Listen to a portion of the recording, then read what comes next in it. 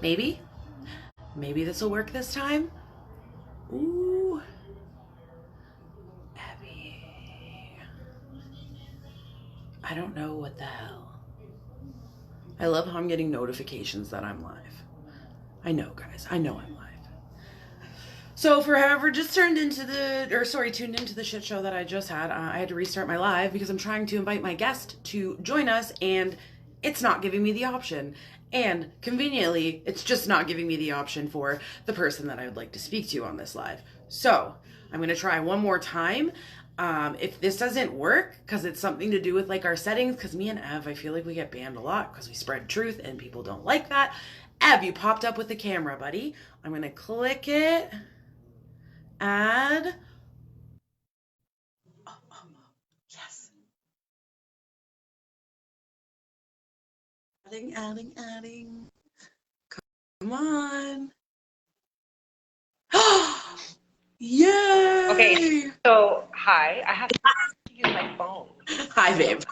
That was like, I was all set up on my computer, but no, I cannot use my computer. Hi, guys. honestly, I'm so like, I want to start using my laptop for a lot more, but like, I'm so tech challenged that I've literally Are just, you on your phone? yes.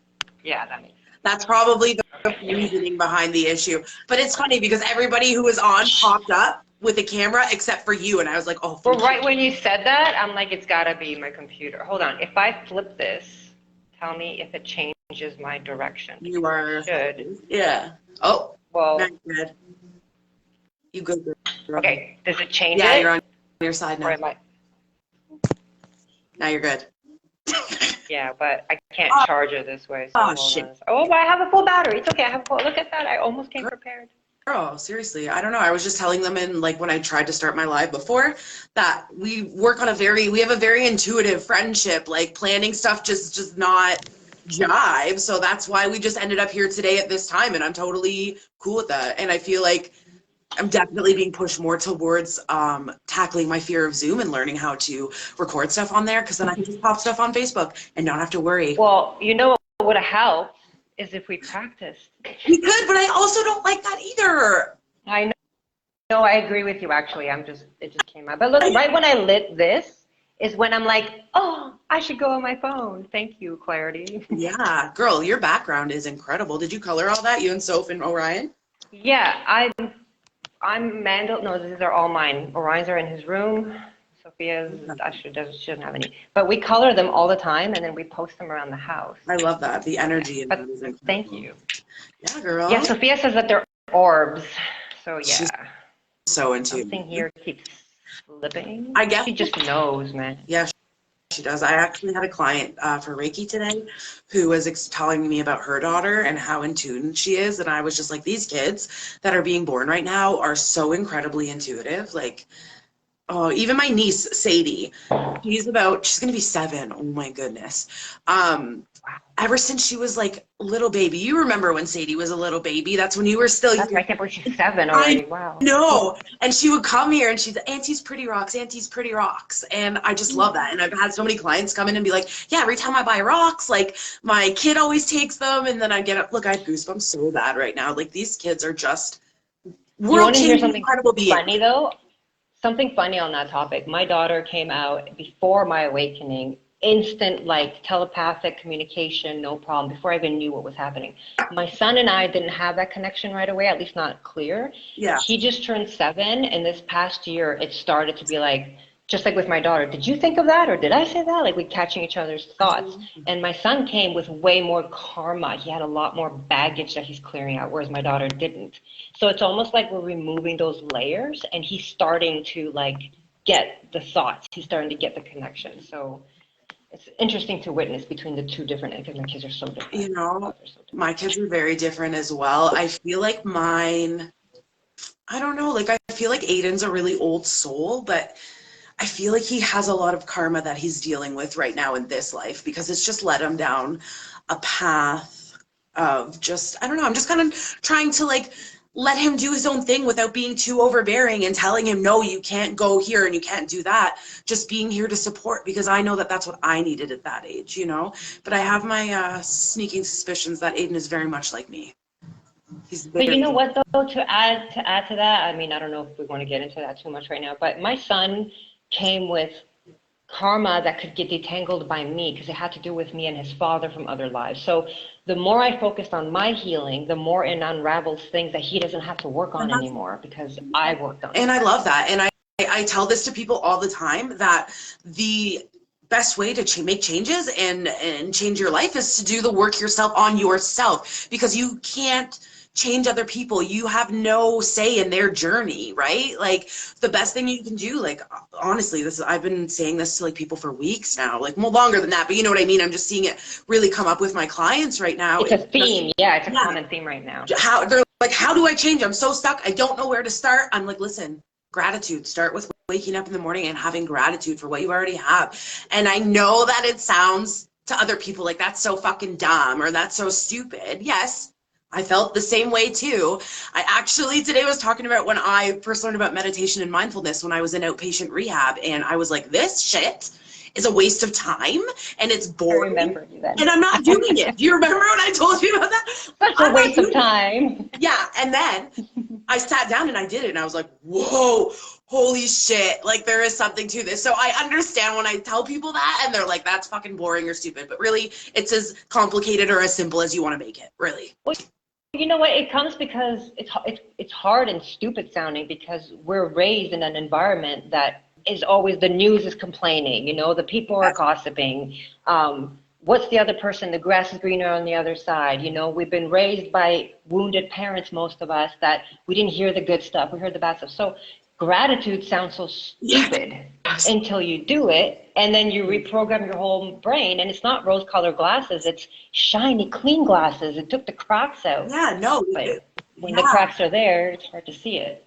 Well, that's just it. And I also explain to people too, it's not that shitty things don't happen. It's that I have a different perception on things that I can't control. And it is what it is, literally. And the more that I started to learn to let go, because I was very, I'm sure we've had this conversation too about how I used to grocery shop for 2 weeks and stuck to the menu. And that's what we were eating, whether I wanted to eat it or not. Stressful. You know, and I was like, when I stopped doing little things like that and pulling back, I just realized how much easier life became to handle. And it wasn't that I just gained this fake optimism. It was that I know I've literally unlocked the key to my happiness and my optimism by just letting shit go. Let it just Well, let it also brings you back to go. now. It brings you back to the present moment. It's so stressful I when you're planning struggled with ahead that. or living in the Yes, past. I struggled with that. You know, I struggle with that. We talk frequently. I I think we all struggle do. with being in the now. But you go to school and you have to think about your future. You're watching TV. Like I used to not, even like when I was a teenager, I hated watching shows that were on like every Thursday because I'm like, I'm not scheduling my whole life. Like I'll wait till it's not popular anymore and I'll watch it out after because I work retail. Like this is in high school, right? I'm not gonna be like home for Thursday 8 o'clock or whenever. You It know, was so stressful. I it couldn't really do is. it. But all by design, right? Like I feel like it's all very much by design. Like I've had some mind-opening conversations today. We won't get into that now. That's like for a little bit further down the line with the rabbit hole I'm headed into. But yeah, just like everything is completely done by design to keep us low, to keep us disconnected, to keep us distracted with media and cars and money and houses and this and that. None of that shit matters. And you know what? When I was clout chasing and chasing those kind of things, I was fucking miserable. I was miserable. Yeah, but familiar because You know, that's what familiarity I is not should always want, healthy. right? That's what I But yeah. should be achieving. And now I'm over here, like, I don't give a shit, man. I will call in and not go into a shift. And like my coworkers are like, must be nice that you can just call in and not, yeah, yeah, girl. It is nice that I can do that. Because you know Buddy, what? let me. Oh, sorry, go. Sorry. No, I was Yeah. just gonna say I don't give a I shit was gonna about say, me. I happened to go on this reel without going too much into the topic, but I gave a comment that's a little off the cuff, okay, because it's my lifestyle and I have a little bit of an alternative lifestyle right now. It's over 1,000 likes or hearts or laughs or hates or whatever little emojis I have, okay? And most of the comments are badgering me, okay? It had to do about somebody went to like Thailand or something and they were talking about how hard the beds are, and I'm like, well, me and my kids, we sleep on the floor actually now. We didn't always, but we have for the last like 5 years. We've transitioned into it without getting too much into it. And so many people are like, oh, that means you're poor, or CAS is going to call you. Oh, you know, like, oh, as soon as I mentioned the word nomadic, so you're homeless? I'm like, oh my God, you guys are just stuck in this box. Now, granted, there was a few comments of people that got it and be like, do you guys know how toxic you're being? Like, Right. so you don't like our I don't lifestyle? Like, think how they can you be realize the like, toxicity. I hope your children are gonna hate you. Buy them a bed. I'm like, my children chose to sleep on the floor when they had two beds in each of their rooms. Like, I don't need to explain myself, and honestly, most of those stupid comments, I didn't even respond, but it was really interesting dynamic to see the people that were in a box. I was that person, so I get it because I had a boyfriend that would sleep on the floor, and I would take offense. I'm like, you're supposed to sleep next to me. My parents raised me like a couple sleeps together. I'm like, what? His back was hurting him. He would be on Right. the floor. Dude, I apologized to this guy 5 years later. I'm like, I get it. I was in a box. I didn't understand that sleeping on the floor is okay. If that's what makes you feel good, who cares? Exactly. Well, people don't get that, like you said, because we're raised a certain way. And I feel like our generation, like our parents' generation, lived the pro quo, whatever they did. Everybody did the same thing. They like bought houses, they had kids, they did it. You go to work, you have a Check the job, you work boxes. that job your whole life. Check boxes. I'm stuck here in this next generation of where I feel like, God bless my dad, I love him to pieces, but he doesn't get my crazy mind. Like when I quit my government PSW job, he was like, what is wrong with you? And I'm like, Dad, I'm not happy. And like, Yeah. I don't give a Isn't that shit about enough? attention because like, I don't even really know what that fucking means, to be honest. I don't give a shit about anything other than waking up and being happy because I've struggled my whole life just trying to find that happiness, and with drugs and alcohol and random sex with boys and terrible just really self-destructive behavior that now I'm super aware when something's not driving, like our conversation we had the other day. I just gotta let it go now. I can't hold on to it anymore. But enough, I feel like I'm just talking about myself. I really want to know This, what. this is a good segue, actually. This is a good segue because I was going to say, up until my 30s, I had my daughter just before I turned 30, okay? I checked off every box. I was trying so hard to like be liked by my family. I was the scapegoat. I was the black sheep, right?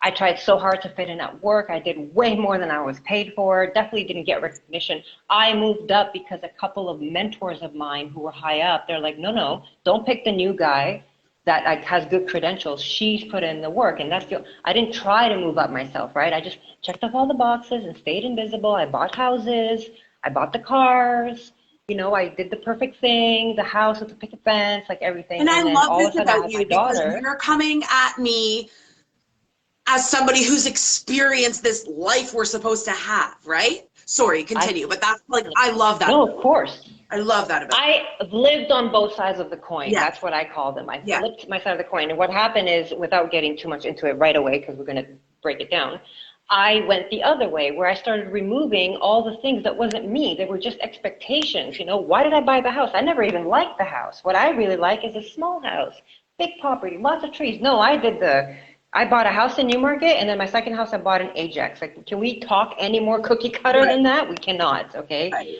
I did the corporate retail thing. I bought the new cars. At one point, me and my husband at the time, we were making over like 10 G's a month between the two of us, and we were broke. Right. Debt coming out of the yin yang. Why? Because mind you, he was a little bit narcissistic and he had his spending issues, but I was very good with my money. But at the same time, though, I wasn't spending it for me. It was about what is expected of me until it all came crashing down.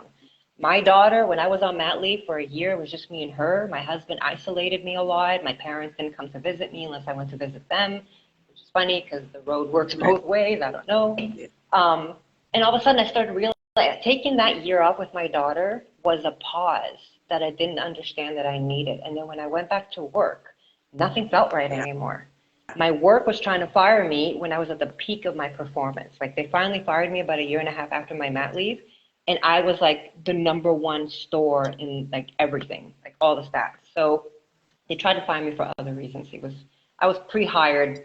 I was making too much money Yeah. basically, but that's a whole other story. That's just it. As soon as Yeah, you're making too much that's money, corporate yeah. politics. Yeah. Yeah, it's corporate politics.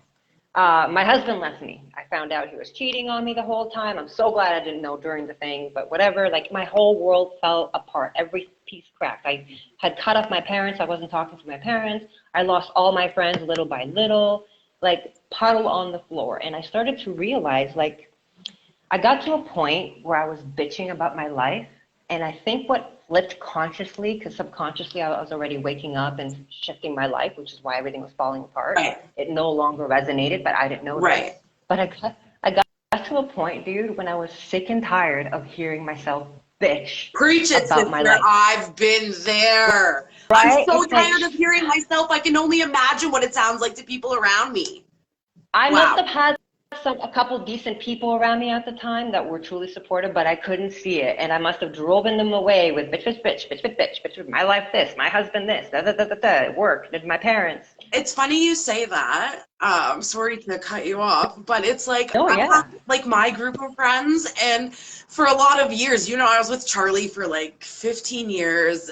That was whatever it was. So I was in that group of people being like, my husband and this and that and this and that. And now when my friends talk about their husbands, I love them so much, don't get me wrong, but I just don't resonate with you anymore on that level. Like, I can't even think of something to complain about my husband to this group anymore. Whereas before, that's what I would do. I would just join right in. I had lots of things Well, to that's where our complain attention was in. Our attention was in that, which is where the gratitude comes in, where you were talking about earlier. If you practice, as unnatural as it is, to shift your brain to gratitude, eventually your brain looks at the bitching and be like, what are you doing? It's basically gossiping. I had to learn what the word gossiping was, which is talking about something that has nothing to do with what your reality really is. It's just the things that you, like, it's things that don't really matter. You're not being present. You're not being honest with yourself. Like, if you're bitching about something, change it. If you're not happy about where you work, leave. Yeah. You know, if you don't like the friend that's treating you bad, Absolutely. That reminds me of this one time when I was still in active addiction. It was probably about 2016. I was on the phone with my best friend, and we were both in active addiction together.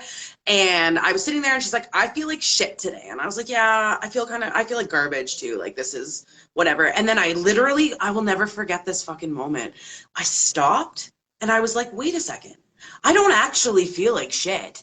I don't feel like shit at all. So why am I saying that? But I had gotten so used to being in this pattern of just complaining because nobody at that time I felt like wanted to hear, like, nobody ever really wants to hear your happiness because they don't know how to achieve it, right? So I would trauma bond with people, and I would just find things to complain about, even if it wasn't really that bad. I would kind of embellish it a bit so that I could compare my traumas with your traumas so that we could bond, right? you almost And I'm like, no. shapeshift. Yeah. You shapeshift almost a little bit. And much everybody does it. Absolutely. Like, Yeah, it's a survival tactic. We learned it as kids. absolutely. Like, I had to do that my whole teenage life growing up. Like, I was like homeless at 13, smoking crack at 14, sleeping in Nathan Phillips Square. Like, I had to protect myself. I was a motherfucking chameleon for years because that was the difference between me being alive and dead. Really.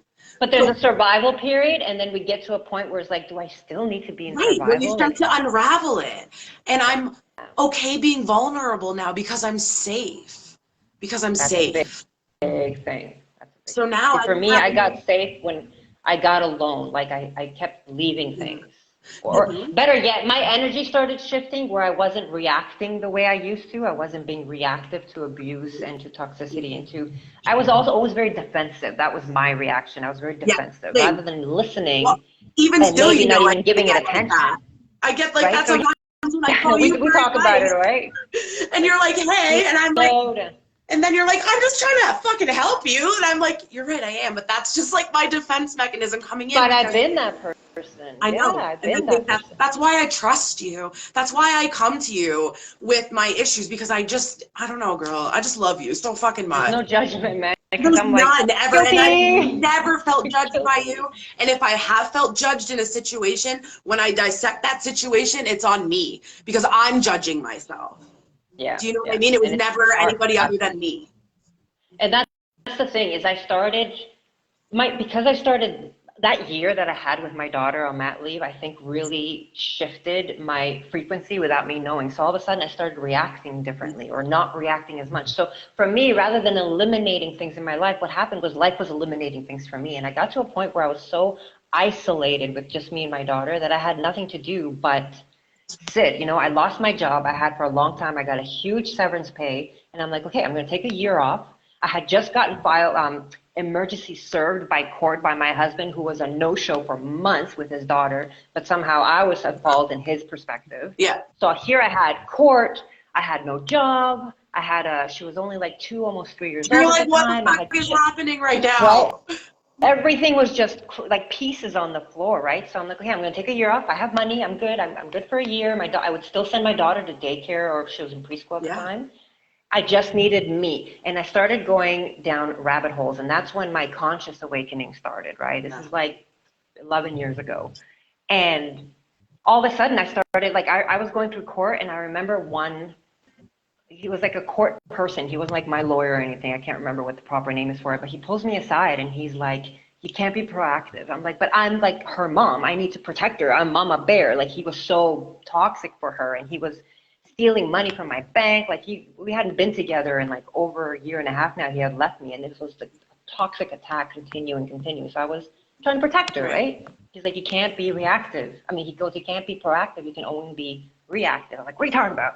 I have to do it before. He's like, you can't, because you have to just stop, see what's happening, and then decide how you're going to react. Take that moment, right? It's hard when you're a mom, though, and you know what this person has already put you through. This is your baby. I was just starting to realize. No, at the time, I was just starting to realize. I was like, I was the abused girl. I was so confident. So you didn't even have a full grasp on it yet. Your intuitive gut was. Back then, nobody was talking. Yeah. Back then, nobody was talking about the word narcissism, okay? I was in couples therapy just before he left me, and the therapist, pulled me aside, and he's like, take your daughter and run. I will write a report to help you where he never sees her again. Of course, I didn't follow that, right? But he never even mentioned the word narcissism, so I can research it. You know who mentioned those words to me? The next narcissistic boyfriend that I went into, he saw what was happening, and he's like, yeah, he's a narcissist. You should look into that, and making himself look like all amazing. So I took a back-to-back crash course with this lingo that was so new that nobody was. You were the first person who introduced that to me, actually, with the word narcissist, and I struggled with that. I was like, well, remember this. Charlie does not think that he is the king of the shit, so there's no way he's a narcissist. But it's such that a was big my reasoning behind why he wasn't. My thing was that he didn't hit me. I'm like, my husband never hit me. Mind you, I was the kind of girl that if he ever hit me, it was the last day he ever had like testicles on his body. That's probably why he never hit me. But he did stuff that was so much worse, but I didn't acknowledge it because as a kid I was hit. Yeah. So to me, it was like, well, when you hit me, that's abuse. My mom used to like throw things at me or like whip me around or like pinch me or hit me or pull my hair. But Charlie never really, like, we fist fought, but it was always seemed to be a mutual thing. He would never just come out and physically assault me. So therefore I felt like my abuse that I was suffering was not as bad as somebody who's getting their ass beat every day. Little did I realize that. I actually said to him in the midst of a few fights, I would rather you punch me in the fucking face than to sit here and call me out about shit that happened to me when I was 6 years old. And I told you about that because you're my partner and now you're gonna, you know? So yeah, girl. Well, my next narcissistic, or better yet, I elevated to sociopath, was my now son's dad, who's not in our life, has never been in his life.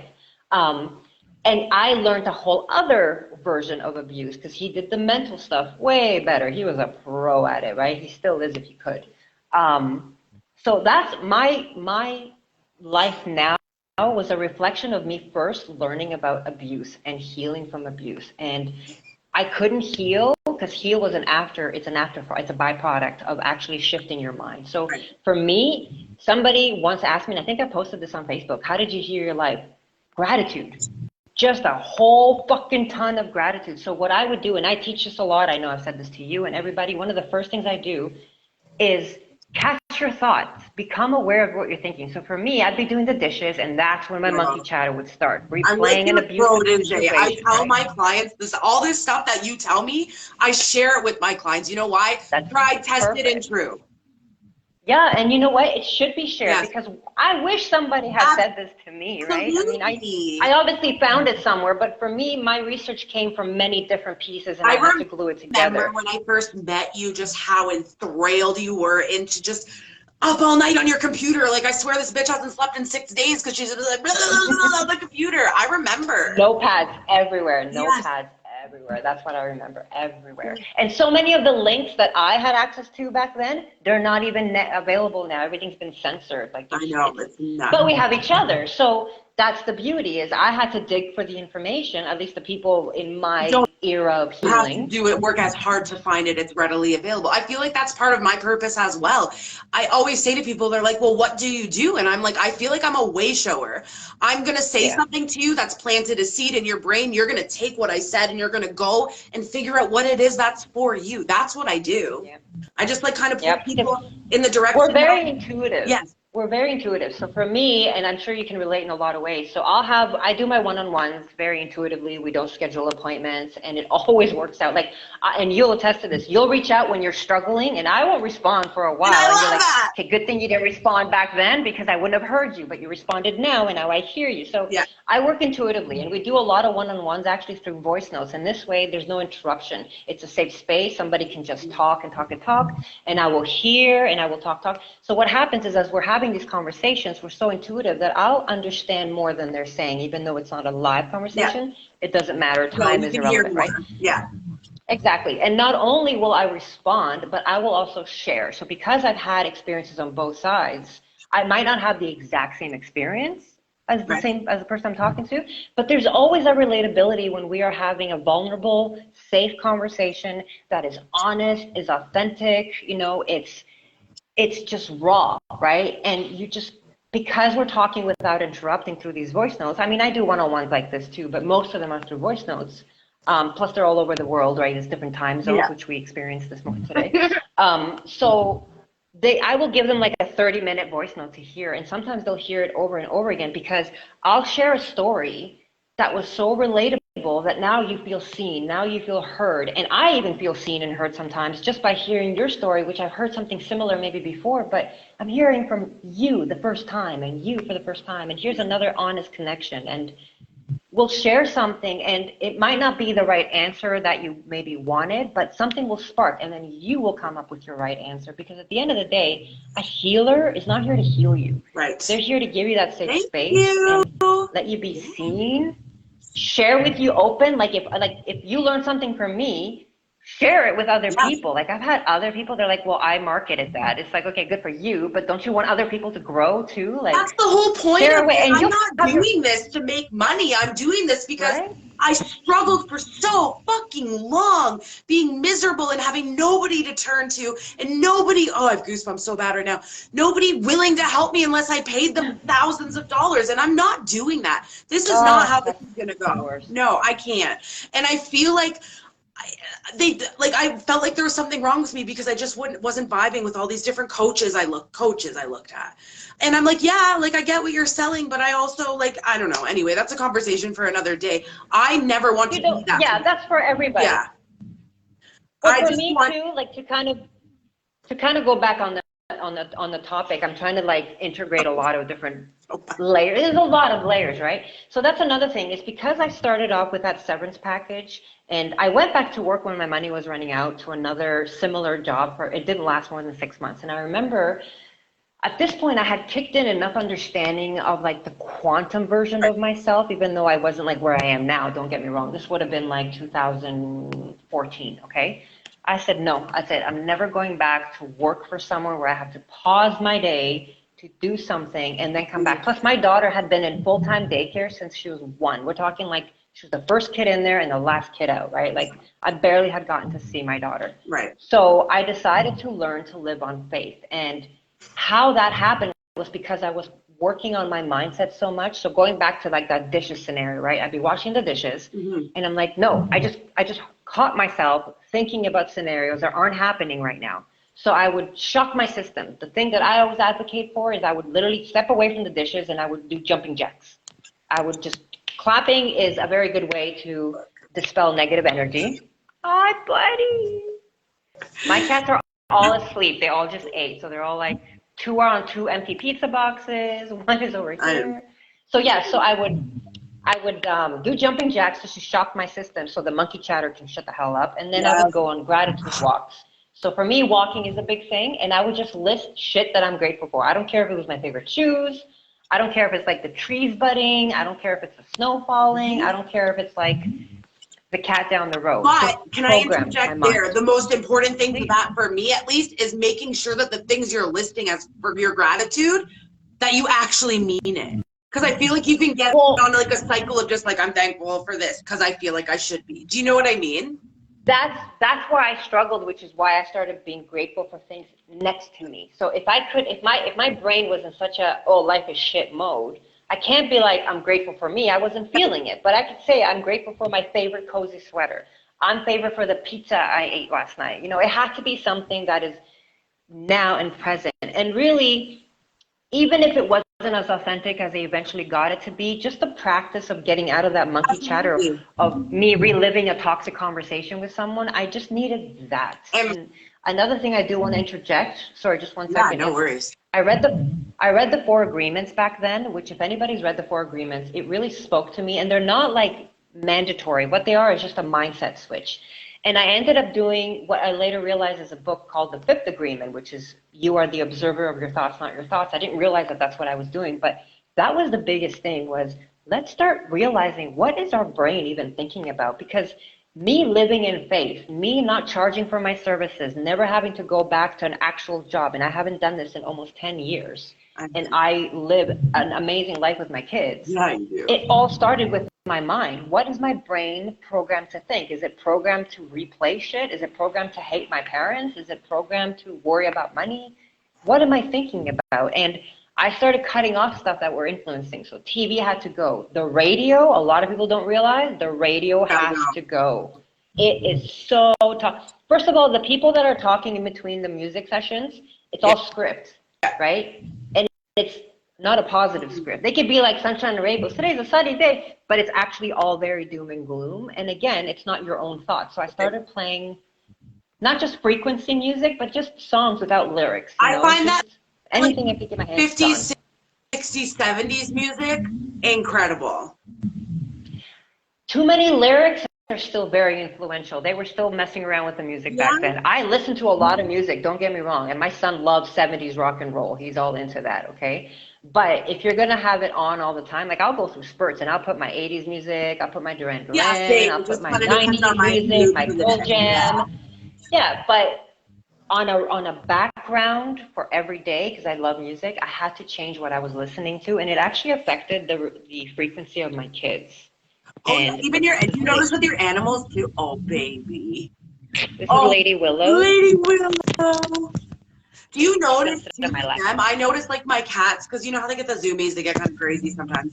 But like you said, I listen to a lot of frequency music. If I'm cleaning, that's what's on in the background. And we'll go 8, 9, 10, 11 hours with just music playing through like that with no words. Absolutely. But I notice that it calms down even my animals. Everything. It changes the frequency. And that's what I mean. It doesn't have to be binaural beats. Some people, it's too stimulating. Right. Literally just something without lyrics as much as like possible. Piano music, just peaceful. Yeah, lounge. You can make it upbeat. You can make it calming. Like there's so many headings that you can Google search. Absolutely. Not even Google, a good search. One for people who actually enjoy the upbeat of the top 40. You can actually find piano versions where there's no words. It's just the tones and the sounds, right? So that really helped me kind of do my transition from Biggie and Tupac, because you know I'm like a little bit of a gangster. You do like musical Biggie, Tupac. Still throw it on a little bit here and there when I want to feel like a bad bitch, but for the most part, I'm just really there's nothing wrong with that. Right, and there's nothing wrong with that, but I'm really conscious now of, and I can see when I do put that on, like I feel like I want to be a bad bitch, and I understand now that how it's influencing people. Well, that's another point actually. You bring up a good point, because getting forced, like my frequency changed, so my life started falling apart rather than me actually changing it. But getting that isolation allowed me to realize how different I am when I was surrounded by the toxicity. So for example, when I first stopped talking to my parents officially, because I've now been no contact with my family for years, I would call my mom less and less, and the conversations would be shorter and shorter. So I could go a week without talking to her, and then 2-minute conversation or even a text message. Yeah. And I was snappy at my daughter. And I'm like, why am I snappy at my daughter? Like I get irritable, just like I get irritable when I have too much sugar, for example. Like I notice myself now, whereas before I lived like this. and I didn't notice. I was always on fight, flight, freeze. It's I was funny always that in you're saying survival. that about sugar, because intuitively the past probably 2 or 3 months, I've been intuitively being told that I need to pull back on my sugar and be more vigilant of what exactly I'm eating that has sugar in it, because it's more than just eating a bag of fucking candy, right? Sugar Yeah. is in everything. But yeah, no, I totally hear you, and I'm starting to see, like, come to these realizations myself of what's actually affecting me. Do you know what I'm saying? But I do, because I went through I had so much time on my hands when I first started my rabbit holes with court. Then my rabbit hole went into like what our ancient history truly is, because some native elder, when I was still pregnant with my daughter, had written down for me to look up Inner Earth.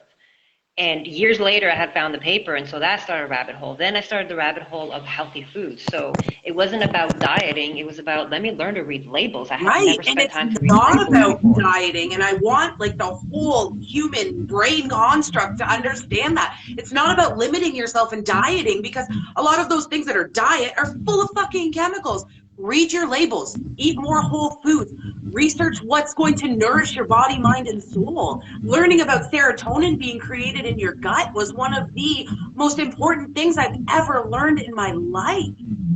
We have three brains, Right? and our gut brain is more important than our heart brain is more important than our gut brain, than our actual You know? brain. And nobody taught that. Where was school? School was teaching us Pythagorean theorem, and I can't believe I said that word correctly, by the way. You know?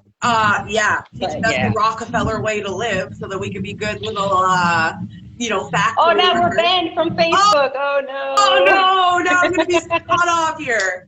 But it's just like, I'm that much of like, people like honestly think I'm fucking crazy, because when I literally couldn't get you on here, in my brain I was like, you know what? It probably is Facebook not wanting us to like come together, because they're like, these are truth I had seekers. to I had to light this for it to finally like work. I'm like, okay, I get Girl, it. I'm And then telling the you, people cat are like, came, you're but crazy. Like, why would you think that the government would try to hurt you? And I'm like, wait a second. Why would you think the government would try to help you? I've been Facebook posting for years. I stopped truthing a few years ago because of the shady Facebook algorithms. Yeah. And by then, I'm like, truthing is already hit off on its own, because I started truthing stuff when nobody was like, I had I very few know, because people that I even when had you were connected sharing with me the true thing back in like what, 2015, with. 2016, I don't know if I ever thought you were completely crazy, but I feel like Or not completely sane.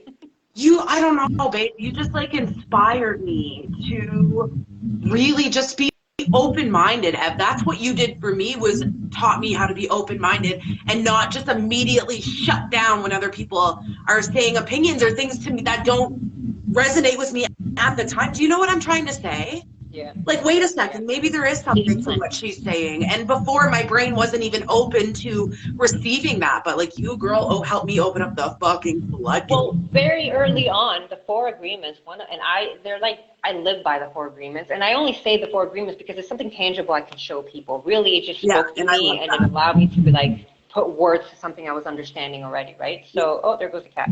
So one of the four agreements talks about not taking anything personal, right? So I started to apply that to my abusive boyfriend at the time. So every time he spat at me, I would like just take a breath, and I'm like, that's him, not Breathing. me. So I started practicing. And then I started practicing it with my parents, because I was just kind of cutting them off at the time. And then I started doing it on Facebook. So I use Facebook as my launching pad for just get it out there. Don't worry about who's going to see you. I didn't know anybody on Facebook. All the people that knew me when had left my ass on Facebook anyway. So I was a whole new Yeah. like green Yeah. grass field for me, right? So I'm like, fuck it. What's the worst that they're going to do? Block me? Like, who cares? I just started speaking my truth. And it was one of the best practices I could have done. There he That's is. Oh, my, oh wait, that's a her. That's a my her. That's a familiar her. Sorry. here. That's Loretta. Love. Sorry. So, no, of course. I started, as I'm getting distracted by looking at this sleepy cat. And Dude, I'm obsessed how with many these do you have cats. now, It's by the not way? How many even. do you have? I'm just like, I How watch many them cats do you have? sleep. I'm like, you're so fucking cute. How many do you have now? 5. Let's tell the people. 5. I have 7, because one just passed away not too long ago. So we have 7 and 2 dogs. But And I love that. And I love that. And I but love, like, I stop on that subject for just a quick second. I was never really a fan of cats. I always had dogs because they were obedient.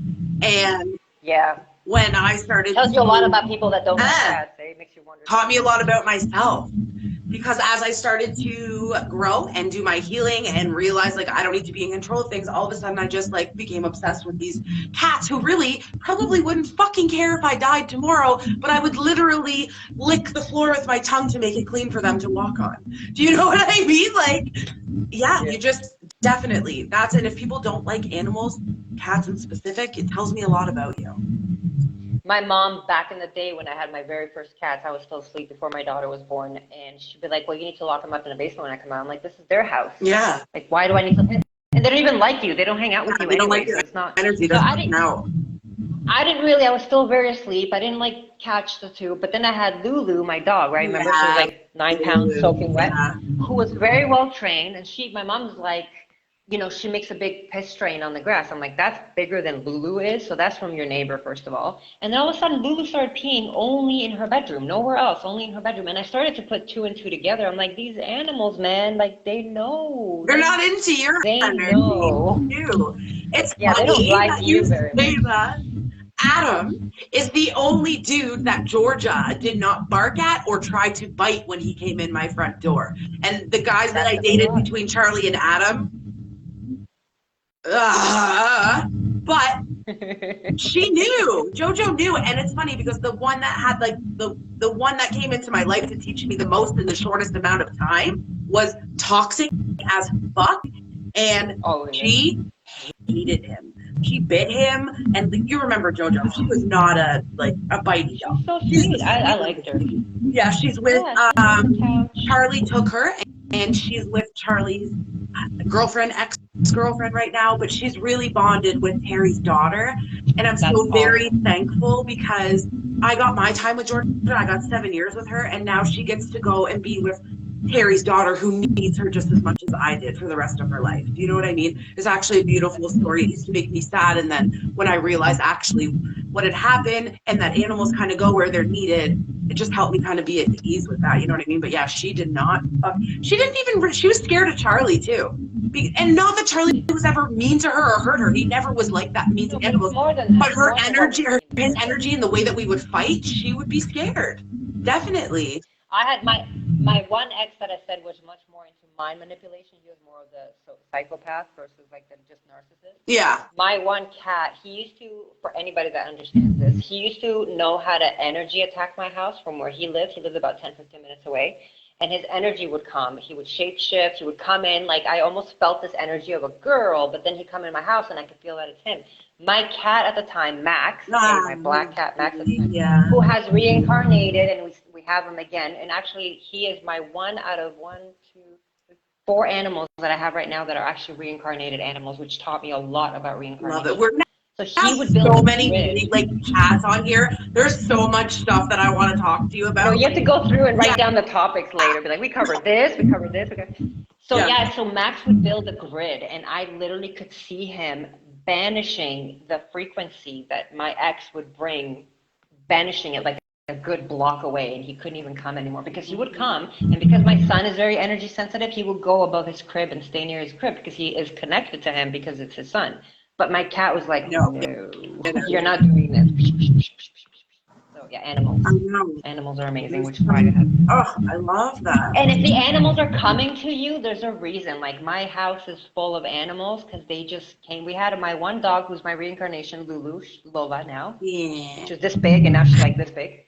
And then we found Hannah on the street, and as soon as I heard her before I saw her. She was crying under the car. She was a puppy. Aww. And I'm like, oh my God, I didn't want to take another dog. And I'm like, no, we just had kittens. We just had like 5 kittens that we knew we were keeping. I'm like, I don't need another dog. But I couldn't walk away. I'm like, they are meant to come to you. And that day, actually, before we found Hannah, I had gotten a channeled message saying something about a dog and how their energy is around you for a reason. So I looked at Lola. I'm like, yeah, I know this.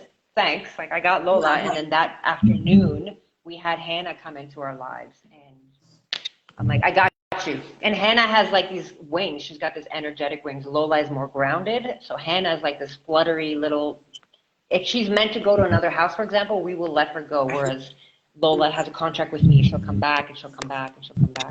But they have a job. They're not here for no reasons. No, and I wish people understand that just because they can't speak like you or I, they are speaking. I'm telling you right now, My catfish literally like a couple months ago looked at me in my eyes and told me in my brain, if I had thumbs, you would be fucked.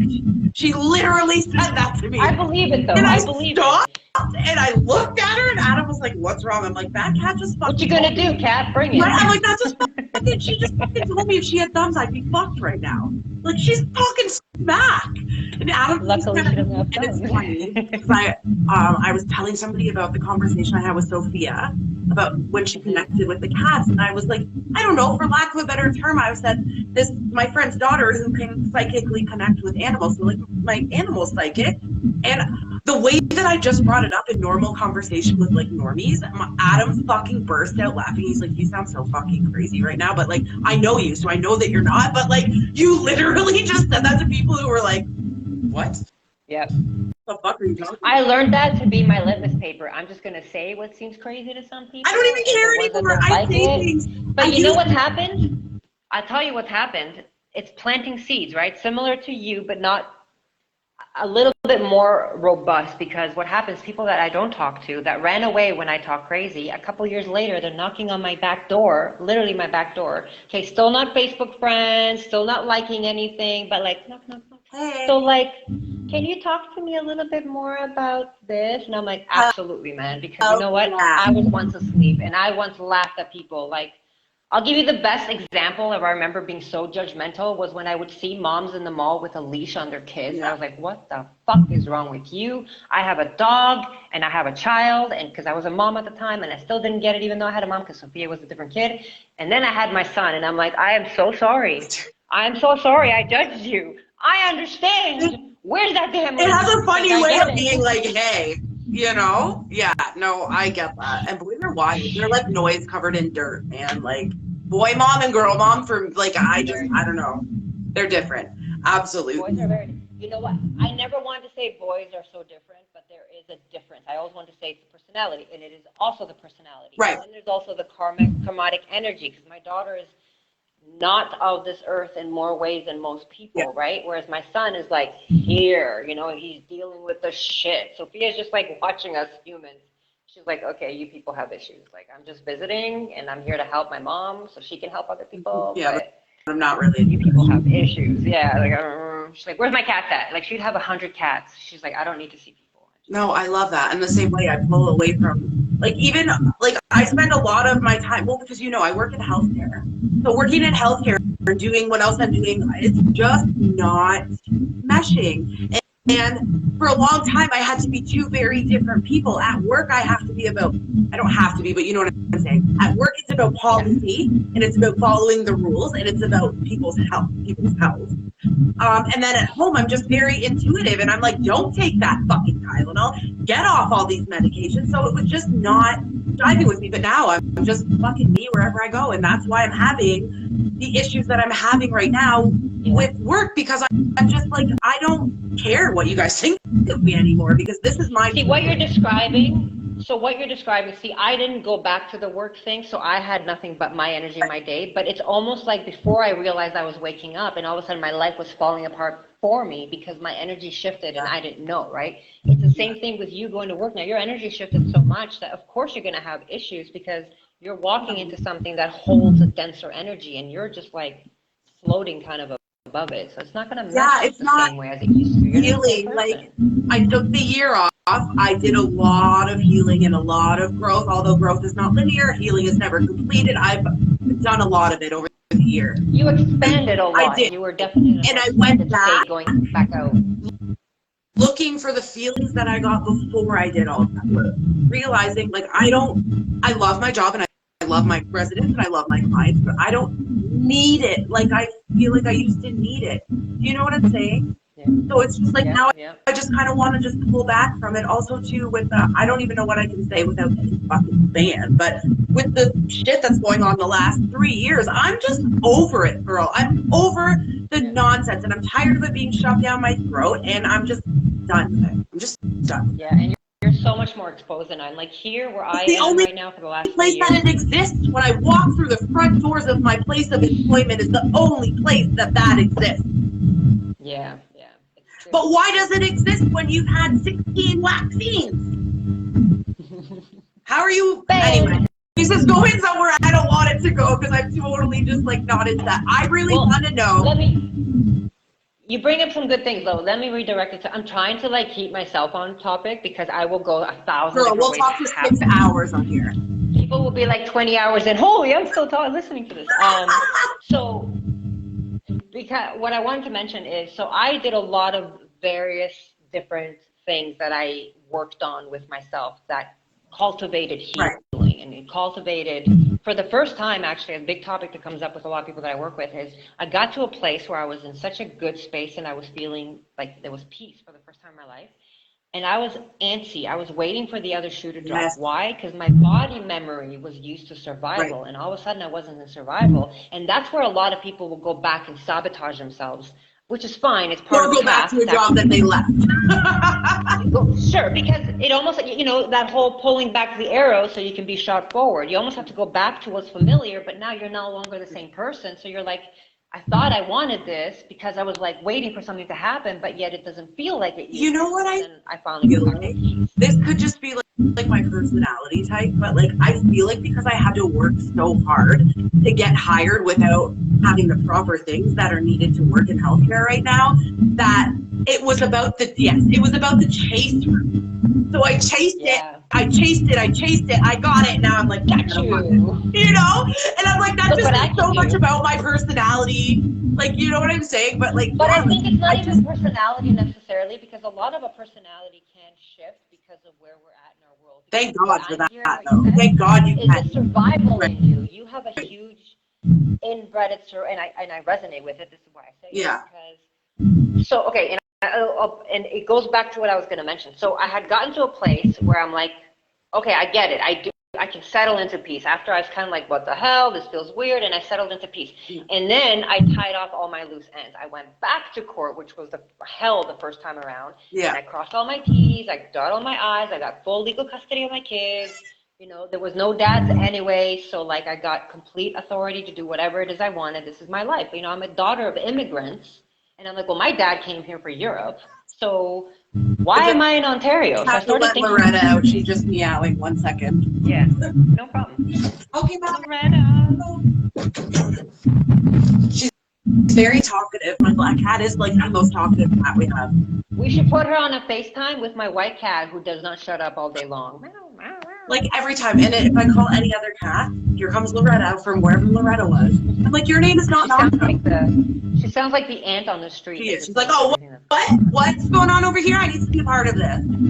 So fucking cute. So yeah, so I crossed all my T's, dotted all my I's, and I'm like, okay, well, I don't need to be in Ontario. I don't need to be in this particular town. There was nothing holding me down. I didn't have family. Do you think it was easier for you to come to that conclusion because you're not from here? Because I feel like this is what kind of holds me, whether it's a mental thing, but it holds me here. It was thinking of the fact that my dad immigrated, just me, my mom, my brother, and my dad from Greece, when his whole family was like, what are you doing, right?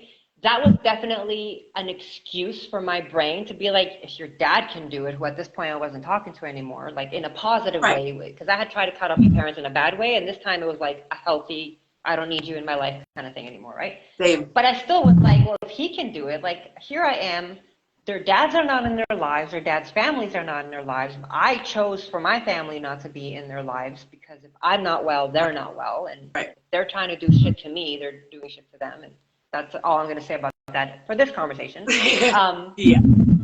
a pin on that. So yeah, it might have influenced me in a lot of ways. Plus, all my friends in high school were all kids of immigrant kids as well. So it might have done something. But for me, it was more like,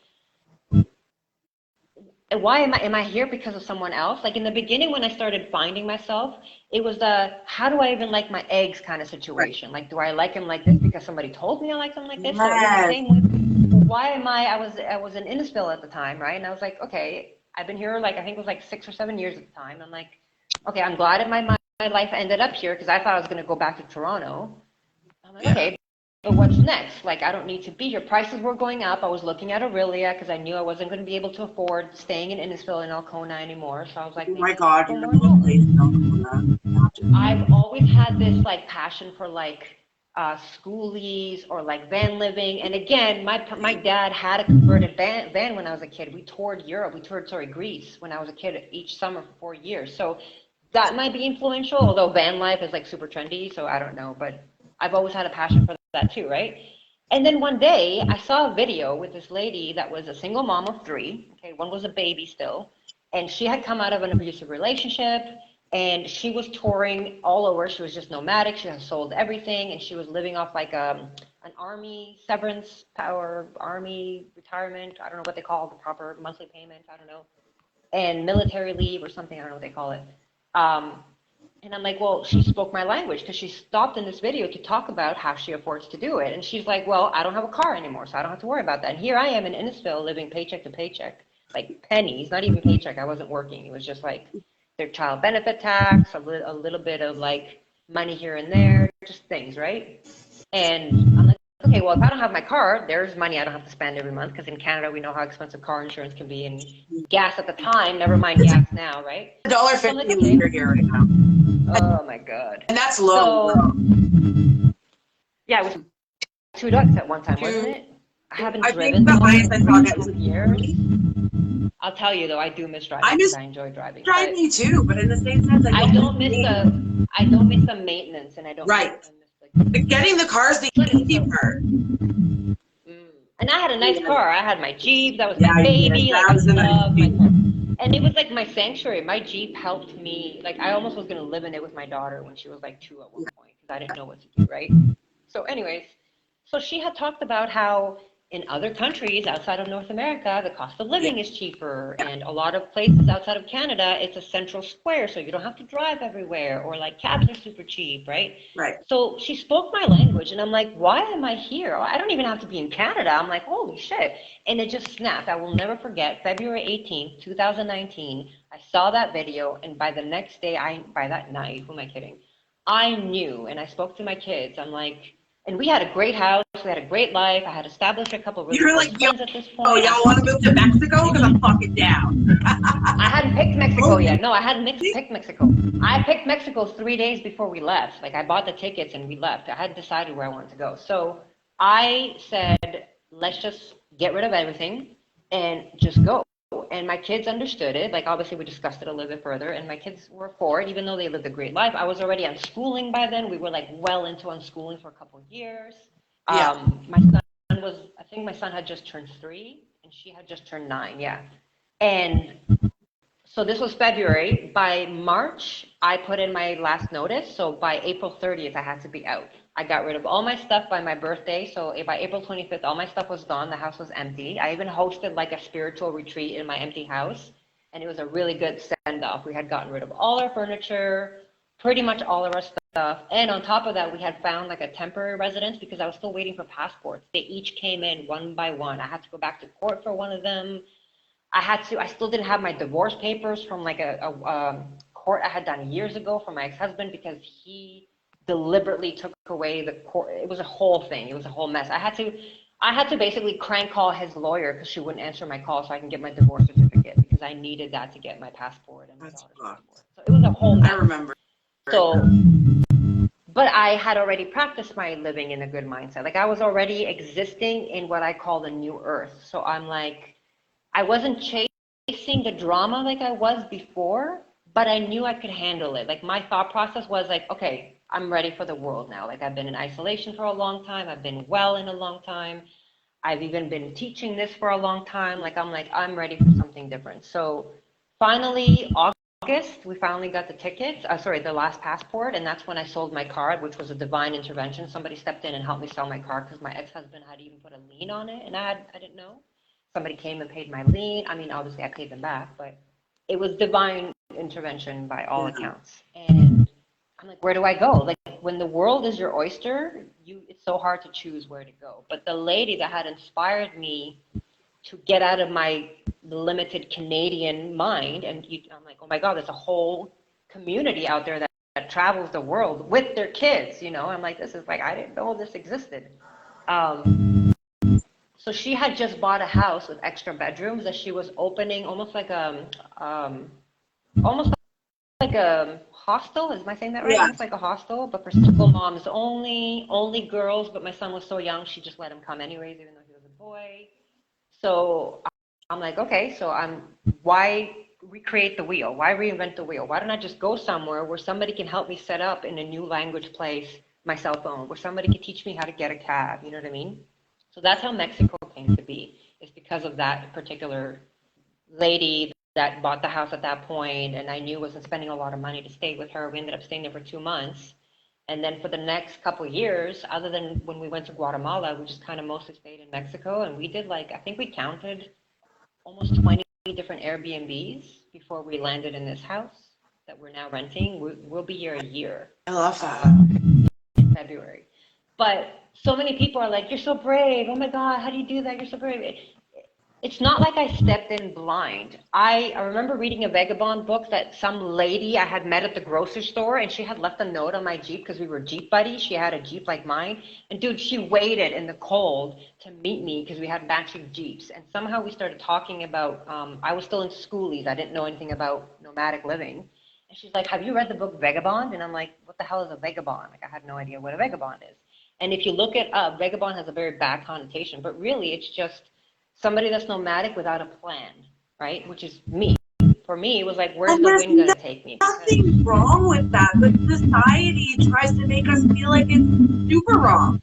Because society's fear-based. I just put that post that I was telling you about sleeping on the floor, and people are like, oh, so you're homeless? I'm like, no, we always live in a home. It's just not always rented in my name. Like, we rented an Airbnb for 8 months. We were homeless? No, we rearranged the furniture. It was like our house. My cat had cats in this house. Like, I got another dog in this, like our house. The only reason we rented it only 8 months because they had another booking, and we found another house that we liked. There's always a house. Right. There's always a neighborhood with kids and people that do their normal thing. And we've never like, everyone's like, oh, Mexico's dangerous. Like, okay, but I'm not It's in funny like that you say that Tijuana because I midnight. was telling somebody the other day, like, oh, I'm going to be talking with my friend Evi, who like lives in Mexico, and she moved there with her kids, and she's like, oh, I hope that she's okay. And I'm like, dude, she's not. Do you know what the most dangerous thing about Mexico at night Eating is? too much spicy food and then you poop your pants? Potholes and speed bumps. That's why they say don't drive in Mexico at night, because the potholes and the speed bumps will break your car. That's it. That's the only reason. That's it. And not on top of that, after I got to the city that I originally landed in, I found out it is one of the top 20 safest city in the world, safest city in all of Mexico. Yeah. So for people that were concerned, as soon as I throw that statistic out, they're like, oh, okay. Well, I'm glad a statistic makes you feel better. Because I Now, just made that up, but whatever, thank you. Yeah. But I'm not going to be like renting a house in some shady alley where I'm like taking my kids out at 7 o'clock in the morning. We always lived in a neighborhood. We always had a house. Like we had a house with a yard. You don't have a machine gun and big huge gates in front of the machete. Oh, machete. Right. That'd be cool though, because I have a big ass palm tree that needs like chopping. But my gardener is $10 a month, so I don't care. Like my house, I have a 2-bedroom house with a property like in the middle of town. Like I'm 1 block away from the country roads where it's quiet. I can take walks and stuff, and I'm 1 block away from the town center. And it's a town just outside Merida, which is one of the biggest cities outside of like Mexico City. Merida is one of the biggest cities, right? And I spend $350 to $400, depending on the exchange rate, a month on my house. Like my utilities is like $10 to $50, depending if I use the air conditioning, which we don't really use it unless we have to. You know what? I find the air conditioning when I turn it on and then I have to go out of it. It makes me feel sick. Air conditioning, first of all, so many people are used to the heat. I'm like, well, if you use the air conditioning, you're never going to be used to the heat because you can't adjust. Your body cannot acclimate. Right. We just had 12 degrees Celsius, okay? 12. That was the lowest we've ever hit. We hit 13 last year. Freezing my ass off, okay? At 12 degrees. I was in Canada for 30 years, for those that don't know, okay? I'm originally from Greece. So yes, I have Mediterranean blood, you can say. But I lived in Canada for 30 years, okay? I went through the snowstorms. I went through like 12 degrees. And I'm freezing my ass off. Why? Because you're acclimated, man. You get used to the weather. Yeah. My daughter, the first year, she was like, I miss the cold. She's a more cold person. Now she's like, oh, Adam loves it here. She's like, yeah, we're good. We like the sun. I mean, my daughter doesn't stay out during the day. She's the night owl person. And I we're love the day that. people, but yes. I love the consistency with the weather. You want to talk about stress, the anxiety that you don't realize you have, is in Canada, you can have all 4 seasons in one day, right? Do you know how stressful that is, especially for a parent of young kids? Yes.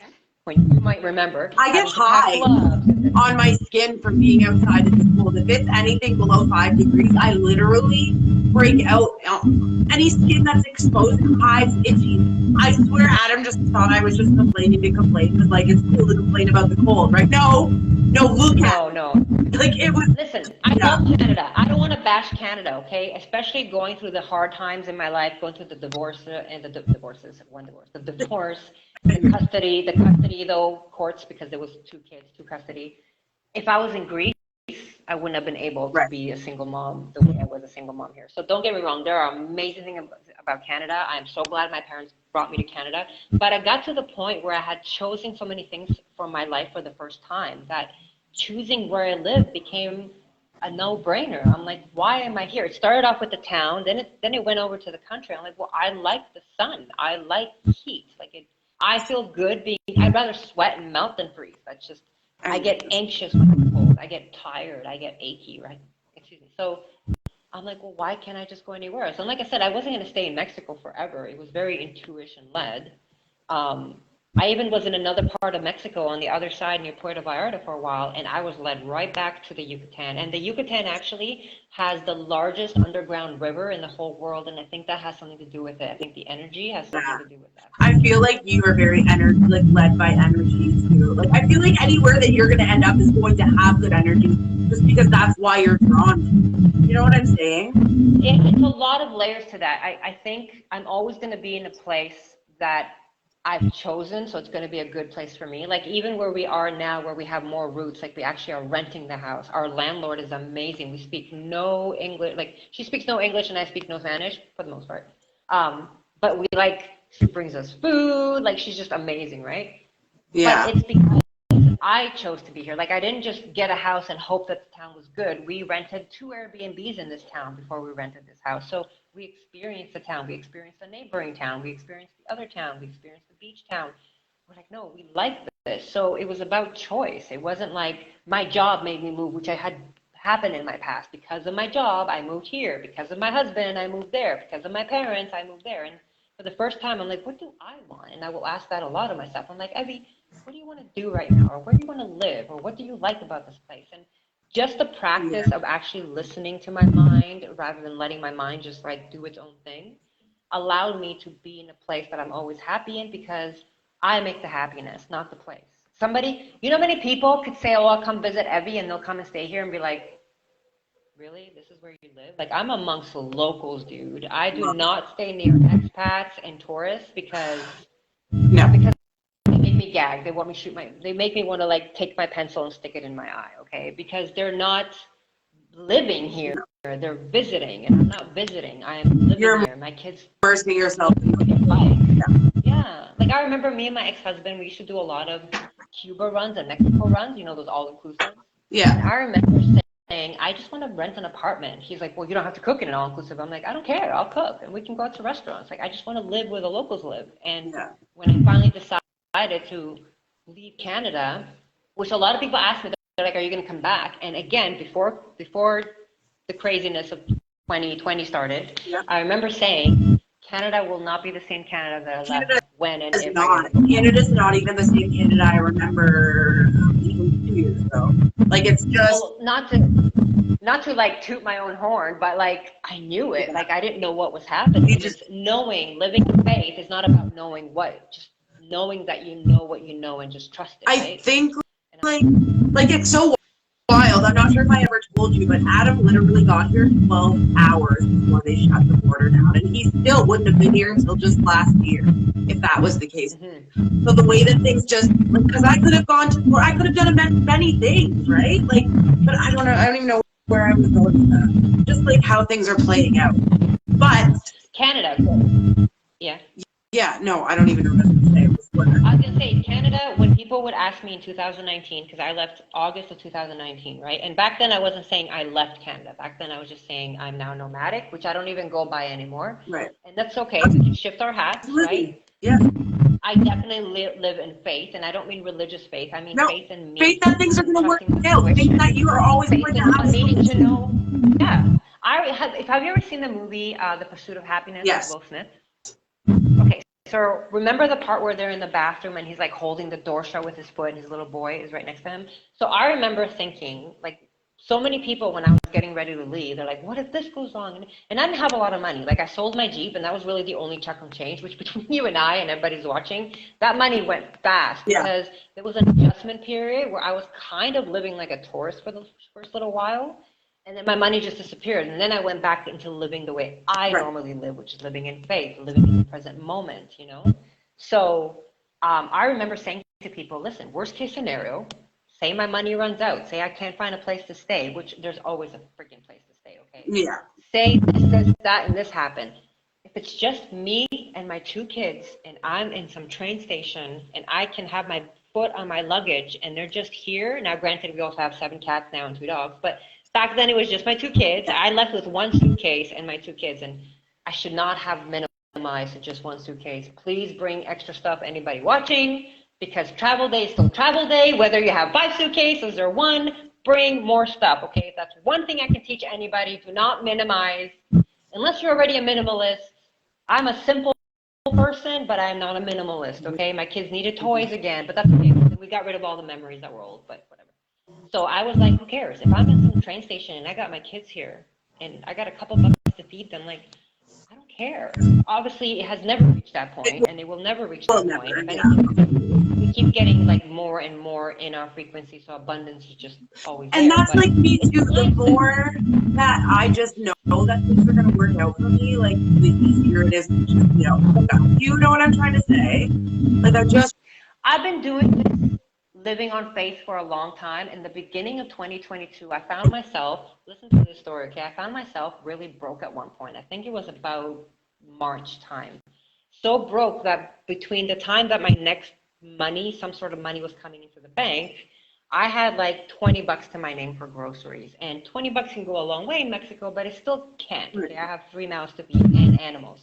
So for the first time ever, I reached out to my son's dad, and I'm like, listen, you've never paid any money. If you have like 50 or 100 bucks, is anything less, I can't take out of the bank. You can't give me 10 bucks. Like, I can't take it. Yeah. 100 bucks. Can you send it? Like, I cannot buy the kids food this week. I don't know how I messed up. I never do, but his response obviously led me to understand things that I'm like, got it. I understand where you are. But it flipped something in me that I had already known. But very often we need to relive the lesson so we can fine tune the lesson, right? So right when that phone conversation, it was a text conversation, kind of ended, I took my daughter shopping and I went back to my original kind of learning about how to navigate faith. And I'm like, okay, we have this much money. Listen, at this store, they sell pasta at like 9 pesos. And in this store, they sell the same pasta at 7 pesos. Right. If you buy it here, you can now use 2 pesos to buy tortillas. You know what I mean? Like, I'm like teaching her how to think about these things, right? Just showing her examples. And I went back into my abundance kind of aware frequency, because I guess I had slipped a little bit and I was focusing on some other things. Maybe I had taken on too many people that I was helping. I was getting caught up in things. It happens. Like, we all kind of lose that ground, which is great because it was an opportunity to get back into it. Since then, it's been almost a year. My abundance, if you will, and I don't, for anybody that knows me, I don't live on a lot of money. Like, if we're talking Canadian dollars, my steady money is no more than $1,500 a month that I live on with 2 kids and all these animals, right? But I serve the community for free, and I have, and for years. And I'm not obligating any sort of financial, feedback or anything. For some reason, the energy's opened up, and boom, boom, boom. My ex-husband, who I hadn't talked to for years, who doesn't even have any say over seeing my daughter, like, it's our choice if she even wants to speak to him kind of situation, started sending for a year now, knock on wood, he's been sending some child support here and there. Nothing consistent, nothing that he's obligated to, because he is court ordered to do it. But I'm not chasing him, because I learned very early on that to chase him because it's the justest thing to do and I am this right. Yeah. Now you're not living in the present moment. You're not living in faith. You're living in fear. You're living in, if he doesn't pay me, oh my God, what am I going to do? And I lived like that for so long until one day he ended up losing his job, and he's like, I can't pay you child support. I don't know when I'll be able to pay you again. And I was like, you know what? It's fine. Do you? He was at a point where he was living in his car. He doesn't have it together. I need you to just go take your energy and go do what you need with What's it. the point in fighting? What's the point? Well, I also felt too that that was the last thing that he could hold over me. Yeah, And that's, oh, and my my ex-husband did that. abundance opened up the minute I told him, like, don't worry about it. My abundance opened up, and I just started receiving it from everywhere. And like, he had messaged me a couple of weeks ago and was like, I can start paying support again. And I was like, no, I don't want it. Yeah. And for me, I was like, what? Like, wow. If I were to take all the money that my ex-husband legally is obligated to pay me and hasn't, it would be so much money. Like, I'd be just free-willing it for years, okay? But why go down that road when I'm just banging my head on the wall? I don't have to deal with that energy at all anymore. Yeah, as soon as I chase him, I'm entering his reality. Then it gives him, because of the emotional maturity that he's at, we can use the label narcissist, but at the end of the day, he's a wounded child that will not heal, right? So attacking him just gives him something to retaliate with, because now he's getting defensive, so he's going to utilize that child support. And this is like age-old story. Almost everybody that's going through a divorce that's toxic, somebody has narcissistic traits more than the other. It's usually a narcissistic codependent situation. And the number one thing, because I work with a lot of people coming out of narcissistic relations, because again, my healing started from the narcissistic abuse, right?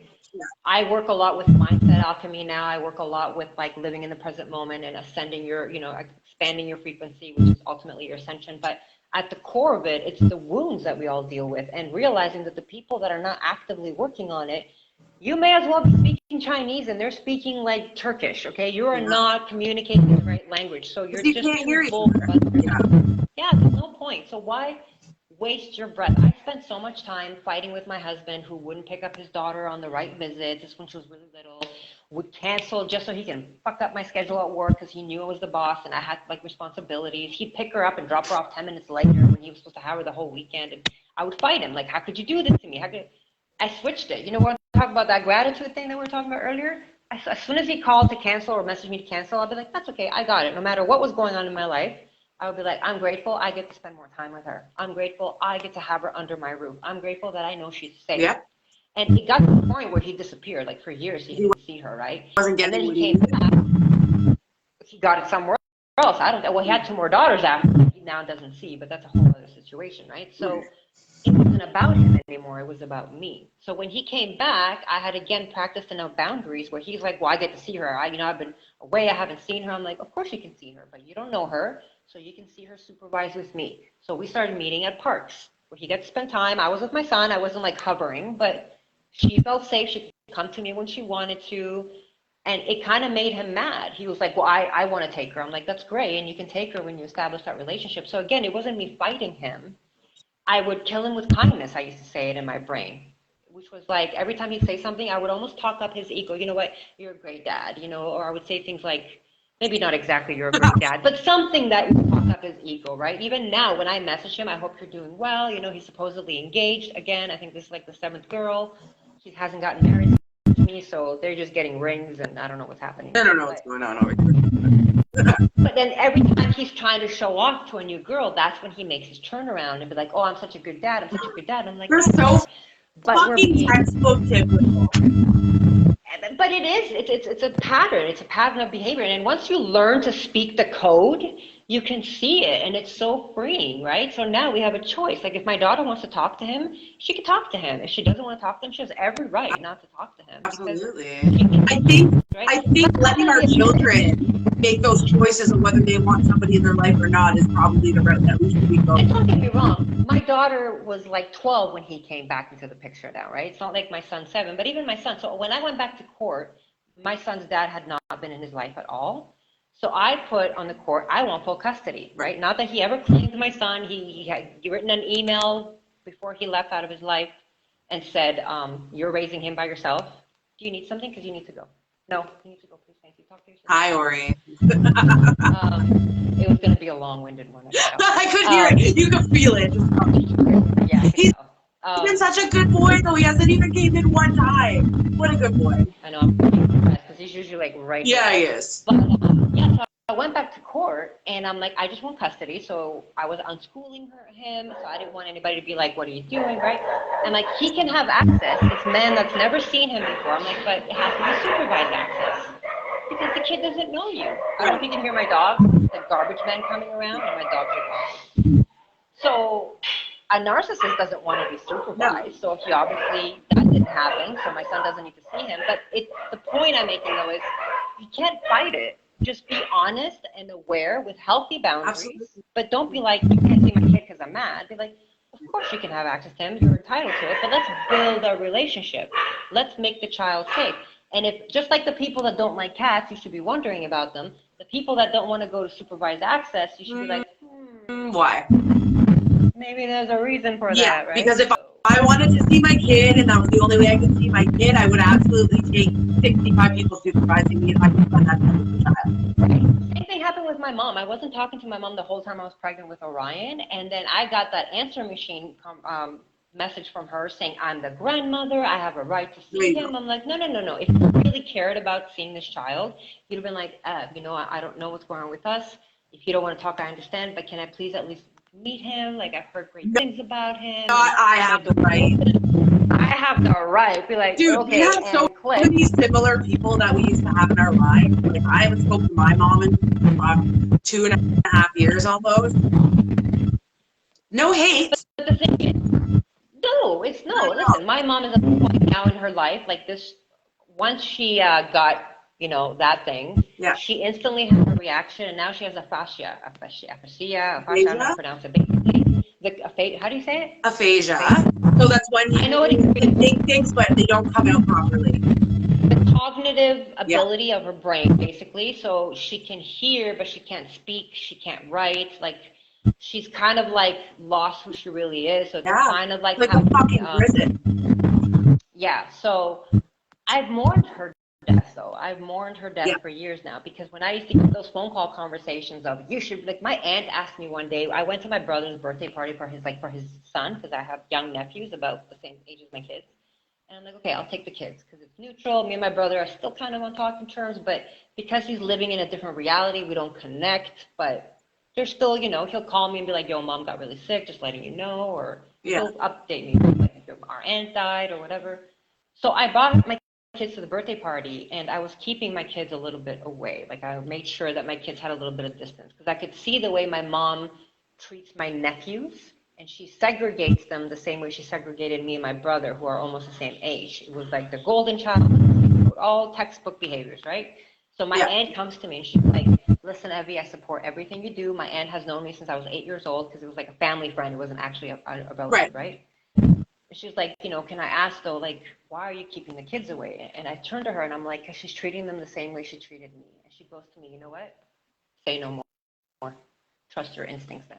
Because if you're feeling that same thing, whatever it was, even if nobody else saw it, if you're feeling that exclusion that you felt growing up done to your children in front of your eyes, we're not doing that. You're the title you hold. You're not entitled to my kids. Like, I started saying to myself, there's 8 billion people in this world, and this is how I cleared my life to be free or courageous enough to travel with my kids. It's because I stopped excusing things.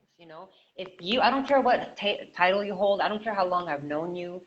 If I feel that you're unsafe for me or my children, or for whatever reason, I feel like our lives just don't do whatever you want.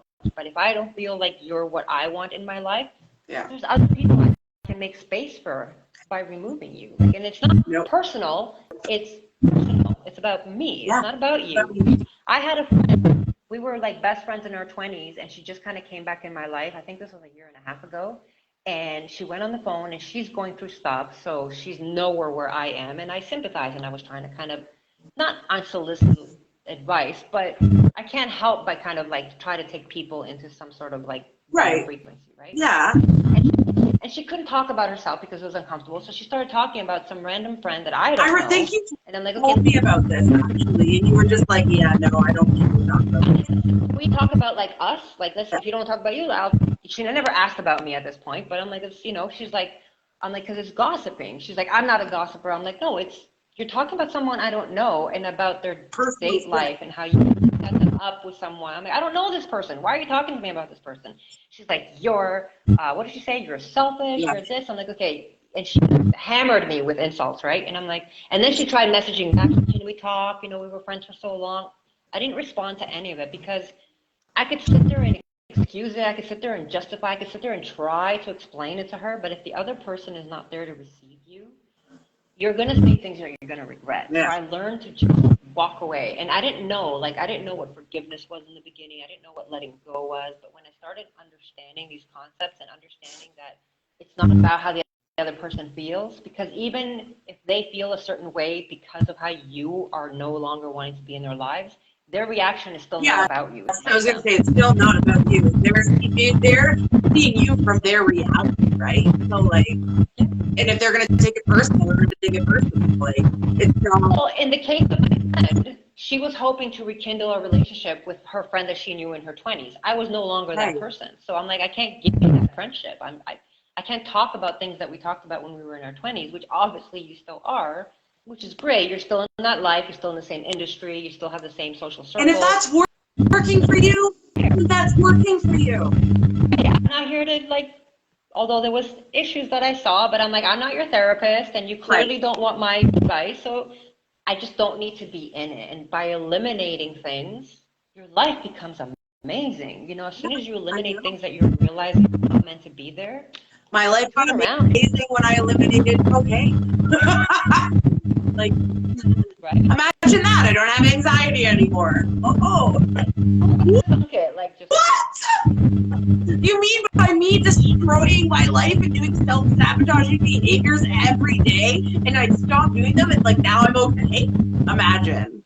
You had to hit rock bottom, and you know, girl. People will be like, you have to hit rock bottom to motivate yourself. No, I've hit but you need several rock bottoms. Adrenaline. You need some sort of adrenaline to create consistency in our self discipline, right? Right. And self discipline, consistency, unless you were raised in a healthy environment where you cultivated that, it's not going to happen. Right. You get the rock bottom jolt of like, oh my God, you know. And it took me 33 years to get here. You know? Girl, I would love to sit here and talk with you all night, but I'm not even lying to you. I definitely did not eat my broccoli soup before I came on here. There are cats at the door. But before we go, if you could give one solid, simple piece of advice to everybody who's listening, what would that be? Stop. Whenever everything's happening, a thought, someone's talking to you and you need to respond, just stop, just count 1, 2, and just give yourself that moment between stimulus and response. That moment right there, that's the golden moment of you having a shitty reaction and a shitty life, or a great response, or sometimes no response needed, and just magically changing your life. I used to have to count because I couldn't do it. So I'd stop when somebody was asking me, so, you know, they're taunting you and they're baiting you into a fight. I should stop and count. And then I would decide, do I even need to respond? I'll be like, no, you're not in a good mood to have this conversation. I'd walk away, or whatever needed to happen in that time. It's great with my kids. It's great with people that I work with. Stop that space between stimulus and response. That's the best advice I can give. That's some pretty solid advice, and that's helped me out more times than, you know. Thank you so much, Ev. Like, I can't wait to do this with you over and over again. This was incredible. Next time we'll probably just pre-record it so it's easier to get on here, and then we can just pop it on whenever. Like 2 episodes next time. Yeah. For anybody who's watching or catching the replay and you want to talk to Ev, I will tag her in this. I will put links in the comments, or I'll get Evi to do that. Feel free to reach out. She's full of so much knowledge, and this woman has been a catalyst on my spiritual growth. I have goosebumps. Evi Paris, I love you so fucking much. I just want to say to you, not only thank you obviously for having me, thank you for what you're doing, because motherfucker, you're doing amazing fucking things, and I fucking love you. We're changing the fucking world, girl. Right. One light worker at a time, one way shore, whatever yourself. Whatever we are. All right, darling. I love you. I'll shoot you a message in a bit. If you want to go in the comments after this is posted and post your links, please do that. I will. Okay. I love you very much. We'll talk soon. Bye.